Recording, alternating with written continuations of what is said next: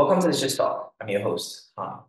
Joining us today to discuss the infamous Project 2025 is Dr. Damon T. Associate Professor and Chair of Religious Studies at St. Monash University. He is the author of Blood and Faith, Christianity in American White Nationalism, Christianity and the Alt-Right, Exploring Relationships, and most recently, the New Apostolic Reformation, Trump and the evangelical politics. Dr. Berry, welcome back to Let's Just Talk. Nice to see you again. Nice to be seen. I hope it was under better circumstances, but it's always great to see you. Could you begin by explaining to us what is this daunting Project 2025 that the media is, at least leftist media, is up in a roar about? And what Yeah. are its main objectives and so on?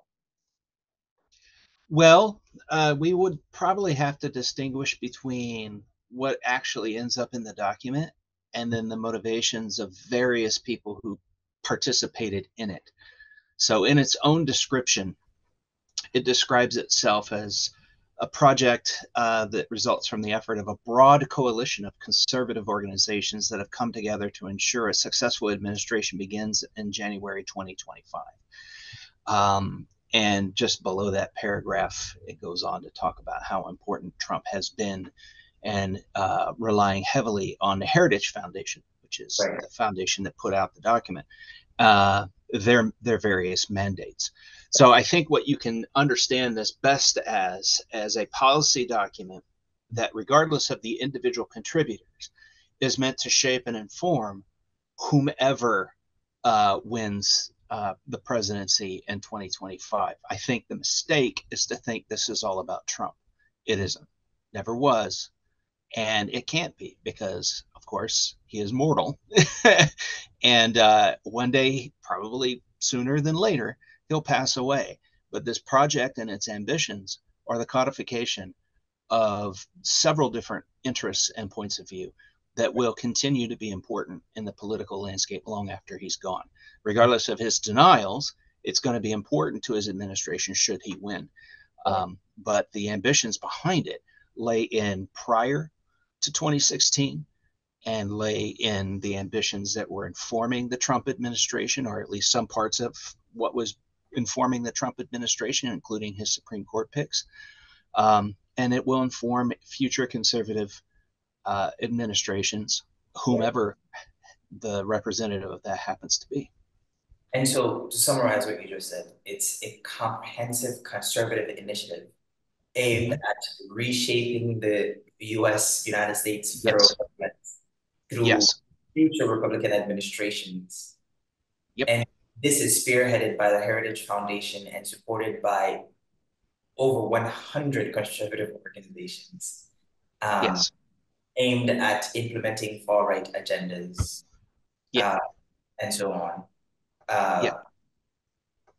Okay, so what does that agenda entail? Well, you can actually read it on your own, and I encourage people to do it because one of the things that the media hype has done is obscured some of the substance of what's being argued in it.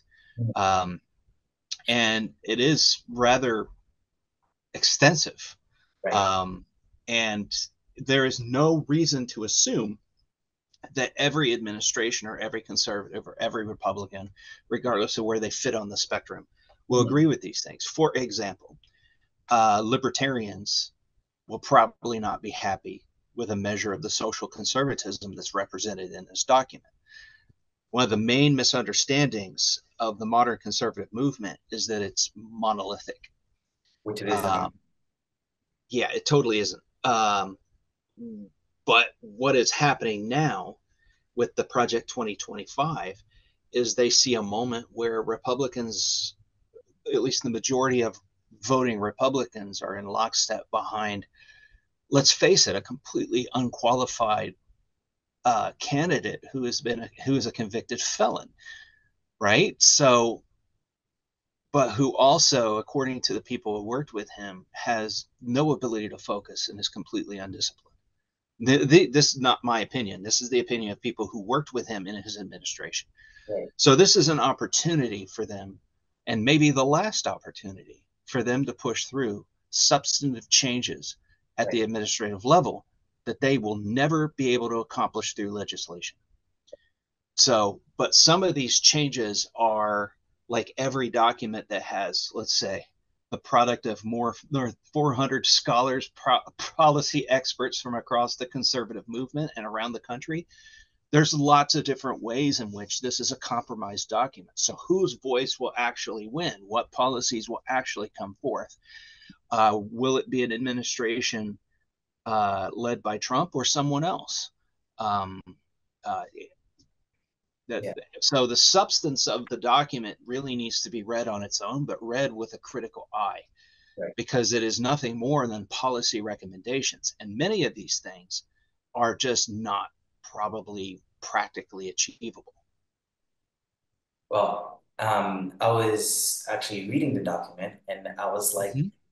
for me, it sounded more like a wish list, but a wish list from a kid who has an unlimited budget that Yes, can actually get those things done if the kid wanted to. Uh, could you help us place this into historical context, right? Because you said this is sure. new. You said it goes back way before 2016 and will keep being worked on way past 2020, like a Trump presidency. Yeah, it's not going anywhere, no Okay. matter what happens with Trump. Okay. So the way they describe it in their own sort of forward, where they have a particular author for this, but the author speaking for the institution about the volume, um, and they're pretty clear that this goes back to at least this policy mandate stuff that they've been doing to advise conservative administrations goes back to at least Reagan, 1981, where they're what they describe as a mandate. Um, and so if we use that as a historical model, and this is a very abbreviated history of this, the religious right and Reagan had a very close relationship, but that relationship was tense and imperfect. So Reagan gave voice to things that religious conservative, I should say, conservative Christians of the Jerry Falwell ilk wanted, a, an amendment guaranteeing prayer in school, right? Which is a practical absurdity. I don't see that happening apart from just deciding, as this court has done, that precedent doesn't matter. So we'll see. So, but Reagan would promise these things, but never actually was able to accomplish them because they're absurd. But he was able to speak the language that those voters wanted to hear. And that language never really went anywhere. And so you have this sort of porous boundary between the political interests of people who describe themselves as conservative, who think of religion as part and parcel of what creates a good culture, but it ultimately cannot deliver on the kinds of expectations that conservative Christian voters become animated about because of how it's mediated to them, but they don't really understand like how impossible some of this really is, or how it would erode constitutional protections in ways they can't foresee. Um, so I think this is a continuation of that. So I think what we shouldn't expect is that every aspect of this becoming codified law, practically executed without any resistance on day one of a conservative or Trump administration. I think what we should do is look at this as continued development of these particular relationships between what we call the religious right and conservative politics as they navigate together into what we're all experiencing, which is uncharted political waters. I mean, let's be clear, Trump is a terrible candidate. And as a former conservative Christian, former fundamentalist, I find it really absurd that anybody could consider voting for him. Mhm. But the Democrats haven't really put their best foot forward. Right. So, I mean, what the decisions that people are making now probably transcend who the individual candidate is. They're thinking about the complexities of an unknown future where things don't seem to be working very well for almost anyone. Right. And so I've been meaning to have this conversation with someone. And I'm glad you brought it up. Yes, Trump is horrible, but we have Biden, who has most young people are disillusioned with because of Mm-hmm. his foreign policy stance, because he's been Mm-hmm. bankrolling and unilaterally, like unrestrictedly supporting what many have called the genocide, going Yes. on, and the mass slaughter of Yeah. Palestinians. Um, he hasn't delivered on key promises, student loans, and many of these other things. Even all, with all of that, we know that Trump is worse. Yes. A lot of people just can't bring themselves to vote for Yeah. him. Well, So, see, this is part of the problem. Yeah, this is part of the problem that folks who read Project 2025 in an affirmative way, like they like what this is saying, right, they're going to probably expect that some of this is going to happen. right, And just like with the student loans is the easier conversation. right. So the diplomatic relationships and complex ties between the U.S. and Israel is probably something that one of our professors, Ronnie Olesker, is better qualified to speak to. But I think the student loan issue presents the kind of complexity of the idealism that candidates necessarily have to sell their constituents and the political and legal and fiscal realities of actually getting stuff done. Right. It's easy to say, I'm going to put into process these loan forgiveness programs.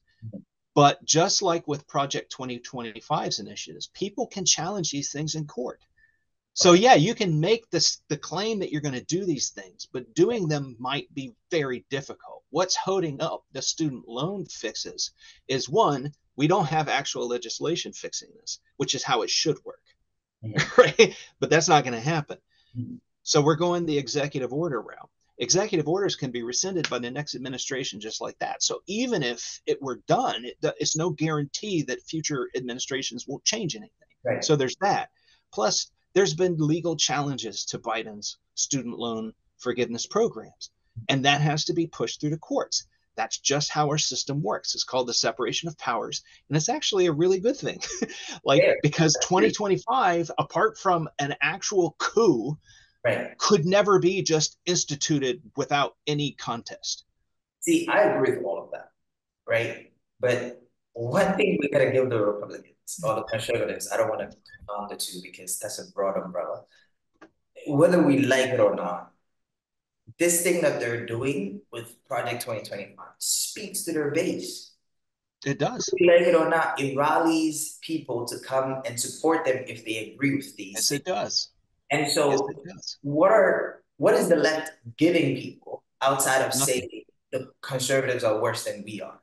And I think Well, that politics yeah, of like the other side is worse. Young people are just like the hell with all of that because it's like we've been seeing the older generation do that for so long. And it's like the conservatives get in there. What we see as tangible changes is abortion restrictions, book bans, all across the country, incendiary language from the right. And they get to do the things that they say they want to do. But on the left, it's always like, we can't because of X, Y, and Z. right, But hey, still vote for us because the other side is worse. right. Well, I would say that for anybody that makes a comparison, it's a false equivalency. Like in this election, you have a choice between someone who is probably not the best person for the challenges that are we're going to be facing to act in our executive position versus a convicted felon who actually said that we should suspend the Constitution. You can look this up. It's a matter of public record. He tweeted or X'd or whatever. He social mediated out the comment that we should suspend the Constitution. And he's a convicted felon. And he was adjudicated to have sexually abused a woman by a jury of his peers and had to pay money for lying about her and defaming her more than once. There's no equivalency here. So let's just be clear. There's no clear equivalency. Of And course. if you care about Palestine, if you care about student loans, if you care about reproductive rights, if any of these issues motivate you, there's only one clear choice if there are two choices presented to us. Mhm. But to be fair, and Right. this is just me editorializing, I Mhm. think for far too long, and I say this as a person who is solidly middle aged, I think for far too long, and I don't want to make this prejudicial, but I think by and large, men of a certain generation Mhm. have thought of themselves as the ones who should be in charge, Mhm. and younger people are merely support staff so they can achieve their dreams. And I think this election is a perfect representation of that. Mhm. The problem isn't that we don't have solid, and I'm not a registered Democrat, so I don't think in those terms, but it's not the problem that Democrats don't have young talent Mhm. that could come up and make a good case and be successful candidates and be really able representatives. I Mhm. just think the party hasn't done enough to cultivate that talent. And I think that's a culture wide problem. Right. That's my bias as a teacher. First thing I say when I talk to my students in religion and ecology or religion and politics, Mhm. I've got maybe 20 years if things go well, and I'm out. It Right. isn't about me anymore. Right. Y'all need to get involved and figure this out. Right. But that said, if people are not voting strategically to Mhm. secure their position so that they can have an opportunity to change things peacefully, Right. legally, and sustainably, right? So a change that will actually be in effect long after their lifetimes, they're going to have to stop thinking that every battle is the war, that Mhm. every victory is permanent, that every loss is a real defeat for all time. Right. Every 4 years, we go through the same argument as if we're electing a tyrant. Small wonder that people think of the president as a completely, like, they can just go in and do whatever they want. They How can't it by works. design, and we don't want that. So Right. stop voting that way. You're not voting for Joe Biden. You're voting for the policies and administration he's going to put into place. Mhm. You're not voting for Donald Trump. You're voting for the policies and administration he's going to put into place. Stop thinking about the person. Right. Because, I mean, the vice president's job is to literally step up if that person dies or becomes otherwise infirmed. Right. That should tell you that you're voting for an institution, Right. not a person. So the celebrity culture around the president is just super destructive. And I agree with almost all of what you said. I just felt it was important to name those frustrations that may keep a Yes, lot of young people home, that may like deter a lot of people from voting for Democrats. yes. It's what happened in 2016. Right, because the conservatives are doing their part, right? They're making the promises, they're speaking to their base, they're speaking to the issues that they care about. And I think it's important for us to have these conversations to be like, listen, your camp on the left is filled with virtuous signaling people who care about a lot of different things. And at times, those different things are at odds. But, anyways, we're getting away from the topic. Sure, Coming sure. back to Project 2025, how might this affect marginalized communities in the US, particularly in terms of civil rights and social equity and all these things? Yeah, well, actually, the document itself. So Kevin Roberts, PhD, wrote the foreword, "A Promise to America," and in this, he speaks directly to how liberal policies have been terrible for Black families. So he says today the American family is in crisis. 40% of all children born to unmarried mothers, including more than 70% of Black children. There is no governmental program that can replace the hole in a child's soul cut out by the absence of a father. So I think if we just sort of sit with that sentence, you have this sort of old conservative argument, like much older than this document, that there's something dysfunctional with Black families, that Black families are pathological. Um, so I know that this person probably doesn't think of themselves as picking up on racial tropes, but they are. Then you have the heteronormativity of all of this, as if every family must be gender balanced with a mother and father, and that's a practical absurdity. Then you've got the issue of people who might be, I don't know, find themselves in abusive relationships. One of the issues that conservatives are speaking to now are, of course, birth control. Right. So birth control is on the chopping block, and for good legal reasons, another conversation. Um, but also no fault divorce. Mm. So there's all kinds of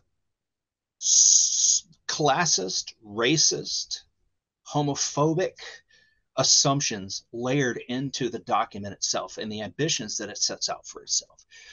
So, and it's not hard if you understand the history of these conversations to see how that is. Now, if that's the world that appeals to you, that sounds just fine. Right. But if you deviate from their imagined norm, then you can understand this. If they get their way, the policies put in place will be hostile to your interests. Right.